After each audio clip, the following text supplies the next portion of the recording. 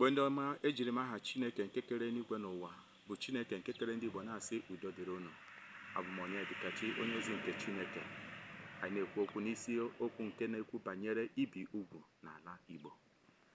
Na mkpụrụ ụbọchị asatọ amụpụtara nwa nwoke n'ala Igbo a na-ebi ya ugwu.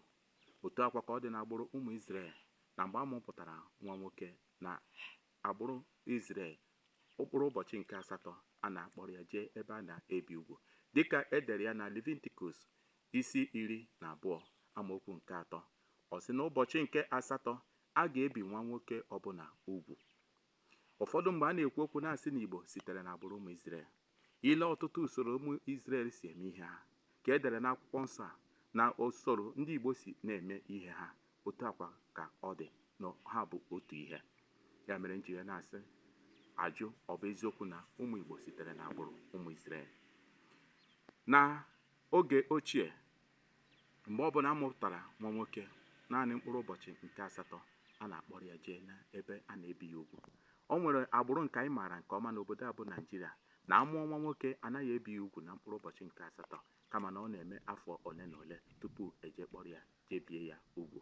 N'ihe edekwere na Luk isi nke 1 amaokwu nke 59, na ebe ahụ ekwukwara okwu banyere ibi ugwu.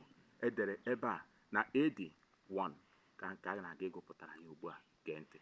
O wee ruo ụbọchị nke asatọ na ha bịara ibi nwatakịrị ahụ ugwu, ha wee kpọba ya Zekaraya n'aha nna ya. Akụkọ banyere John the Baptist bụ akụkọ nke anyị maara nke ọma. Na mkpụrụ ụbọchị nke asatọ akpọrọ ya jee ebe a na-ebi ya ugwu. Anyị matara na akwụkwọ nsọ si na emechiri ọnụ nna ya, ọ maghịkwa, o nweghị ike ikwu okwu. Ha were na-akpọ ya afa nna ya. Mana ihe anyị na-ekwu okwu n'ụtọ a banyere ibi ugwu. Igbo o sitere n'agbụrụ Izrel, n'ihi na mkpụrụ ụbọchị asatọ ka Igbo na-anọ wee bie ugwu. Otu akwa ka ọ dị n'agbụrụ ụmụ Izrel. Ka anyị jekwe n'ihe edere na Luk isi nke 2 amaokwu nke 21. Edekwara ebe a na AD 1. Mgbe ụbọchị asatọ zuru ibi ya ugwu, e wee kpọọ aha ya Jizọs, nke mmụọ ozi kpọrọ ya mgbe aka atụnyeghị ime ya. Jizọs Kraịst bụ ọkpara nke Chineke, bụ onye nke anyị na-akpọ isi ala na-enye, onye nke anyị na-eso nzọmụkwụ ya. Akwụkwọ nsọ mere ka anyị mara na ọ bịara n'ụdị nke mmadụ. Mkpụrụ ụbọchị nke asatọ ebikwere ya ugwu dịka ahụtara ya dịka mmadụ. Na ụbọchị ahụ o ruru mkpụrụ ụbọchị asatọ, akpọkwara ya jee ebe a na-ebi ya ugwu dịka usoro ndị Izrel si wee na-eme ihe. Taa a ka na-ebikwa ugwu mkpụrụ ụbọchị asatọ.